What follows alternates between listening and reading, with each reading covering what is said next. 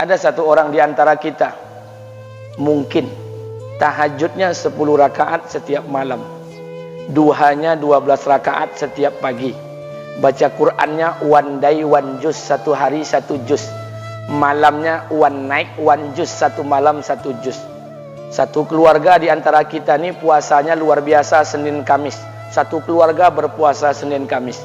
Tak cukup puasa Senin Kamis, dia puasa Nabi Daud. Sehari puasa, sehari tidak, sehari puasa, sehari tidak. Tak cukup dia puasa Nabi Daud, dia puasa-puasa sunnah lainnya. Istrinya nutup aurat dengan sempurna, pakai nikob, pakai cadar, pakai purda, pakai manset, pakai kos kaki. Suaminya 5 waktu ke masjid tak tertinggal takbiratul ula. Anak-anaknya di pondok pesantren hafiz dan hafizah.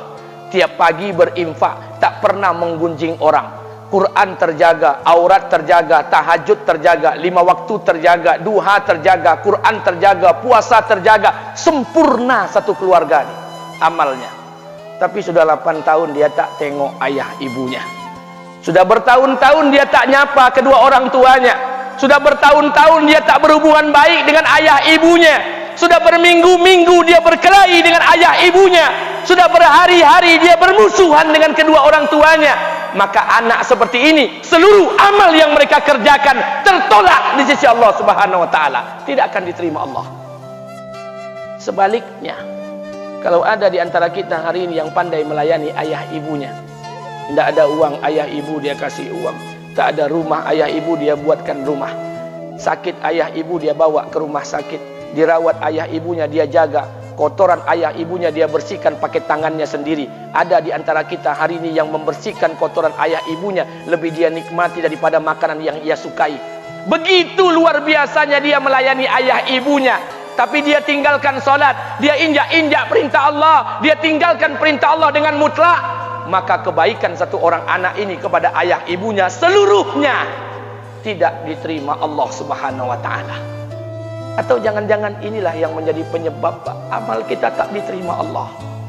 Atau jangan-jangan inilah yang menjadi penyebab amal kita tertolak di sisi Allah. Kita solat juga, kita sujud juga, kita puasa juga, kita ngaji juga, kita dengarkan ceramah juga. Maka oleh karena itu Pak, Bu, ayah kita tuh tinggal di kampung, ayah ibu tinggal di kampung sana. Terkadang ayah ibu kita tak sekolah, SD, SMP, SMA tak tamat. Dia sekolahkan kita SD, SMP, SMA, S1, S2, S3 dengan harapan hidup kita lebih baik daripada keadaan dia sekarang. Tapi apa yang membuat kita jarang untuk menjenguk mereka? Saya ingin sampaikan buat kita bersama. Ayah ibu kita tak tahu kita ni eselon 1, eselon 2, Pak. Ayah ibu kita tak tahu pangkat PNS kita 3A, 3B, 3C, 3D, 4A, 4B, 4C, 4D. Ayah ibu kita tak tahu kita ni public figure. Ayah ibu kita tak tahu dan tak mau tahu. Yang dia tahu kita ni anaknya. Ayah ibu kita tak tahu kita punya sawit berapa. Ayah ibu kita tak butuh mobil kita. Dia tak butuh rumah kita. Tapi yang dia butuhkan kita.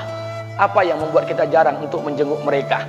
Tahun 2016 di Masjid Damai Langgeng, saya diundang ceramah di sana. Habis pulang ceramah, saya baca WA SMS. Ada seorang ustadz Pekanbaru kirimkan WA dengan saya. Saya baca 2 kali, air mata saya menetes. Kenapa?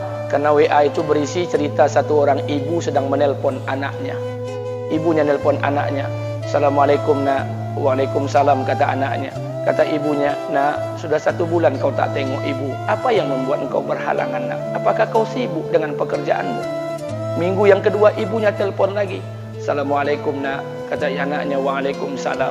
Kata ibunya, nak, ibu dapat kabar apa engkau baru beli mobil baru. Apa betul nak? Kata anaknya, betul bu. Kata ibunya, alhamdulillah nak, ibu bangga. Kau pandai menyenangkan hati anak istrimu. Minggu yang ketiga ibunya telpon lagi. Assalamualaikum nak. Kata anaknya, waalaikumsalam. Kata ibunya, nak, ibu dapat kabar bahwa engkau baru beli rumah baru. Apa betul nak? Kata anaknya, betul bu. Kata ibunya, alhamdulillah nak, ibu senang kau bertanggung jawab dengan anak istrimu. Minggu yang keempat ibunya telpon lagi. Assalamualaikum nak. Waalaikumsalam. Kata ibunya, nak, tadi ibu pergi ke pasar, ibu jumpa temanmu di pasar. Kata temanmu di pasar, temanmu banyak bercerita tentang kamu. Kata temanmu tadi, kamu baru beli anak anjing seharga 40 juta dari negeri Belanda. Apa betul nak? Kata anaknya, betul. Kata ibunya, nak, dengarkan pesan ibu untuk terakhir kalinya. Apa pesan ibunya? Wahai anakku, engkau pelihara 1 ekor anjing, kau siapkan harga anjing 40 juta, kau siapkan rumah untuk anjingmu depan rumahmu, kau jaga anjingmu pagi, siang, dan sore, kau mandikan anjingmu pagi, siang, dan sore, kau kasih makan anjingmu pagi, siang, dan sore. Demi Allah nak, dengarkan pesan ibu untuk terakhir kalinya. Apa kata ibunya? Demi Allah nak, demi Allah, kalau seandainya Allah menciptakan ibu, kalau seandainya Allah menciptakan ibu untuk yang kedua kali di muka bumi ini nak, demi Allah, ibu tak ingin terlahir sebagai manusia. Ibu ingin lahir sebagai seekor anjing, biar berada depan rumahmu dan melihat wajahmu setiap hari. Ibu kita tak butuh harta kita, Pak. Dia tak butuh uang kita, dia butuh kita. Apa yang membuat kita jarang untuk menjenguk mereka? Pantas hidup kita tidak berkah, pantas rumah tangga kita tidak sakinah, karena hubungan dengan ayah ibu kita rusak selama ini. Masih ada kesempatan, masih yang jauh telepon, yang dekat kunjungi mereka. Demi Allah, kita butuh keberkahan doa mereka. Yang sudah meninggal, ziarahi kuburnya dan doakan mereka. Imam As-Syafi'i berkata, apa kata Imam As-Syafi'i? Manusia zalim, manusia bodoh, kalian tak tahu apabila ayah dan ibu kalian mengangkat tangan di malam hari, dia berdoa kepada Allah untuk anaknya. Doanya cuma sekali, malamnya cuma sekali, hanya sekali saja doanya. Apa kata Imam Syafi'i? Sekali doa ayah dan ibu kalian sudah cukup bagi Allah untuk menjadikan kalian anaknya berkah dunia akhirat. Hari ini berapa banyak doa ayah dan ibu kita, tapi tidak ada keberkahan buat anak mereka. Kenapa? Hati mereka tersakiti. Maka pulang, Pak, cari mak bapak kita. Kita punya rumah hari ini, Bu, kita punya rumah, punya harta, punya uang, punya pekerjaan, punya kekayaan, punya sawit. Kita jadi orang hari ini, jadi pegawai bukan kena sarjana kita, Pak. Kita jadi orang hari ini bukan kena otak kita. Kita jadi orang hari ini bukan kena kepintaran kita. Kita jadi orang hari ini jangan-jangan kena keberkahan doa ayah dan ibu kita yang tak pandai tulis baca di kampung sana. Cari mak bapak kita, Pak. Demi Allah, kita butuh keberkahan doa mereka. Apa guna di kehidupan dunia sementara Allah tidak ridho dengan kehidupan kita? Pantas amal kita tertolak di sisi Allah. Maka pulang ke rumah, cari mak dan bapak kita yang masih hidup, duduk bersama mereka. Kalau seandainya kita tak bisa membahagiakan mereka, jangan pernah menyusahkan mereka.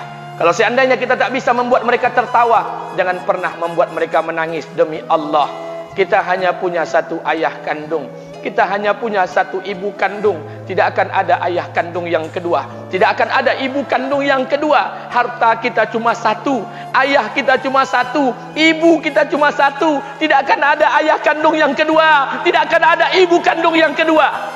Pangkat jabatan bisa dicari, harta bisa diraih, kesempatan membahagiakan ayah dan ibu kita hanya sekali di kehidupan dunia ini, Pak. Pulanglah.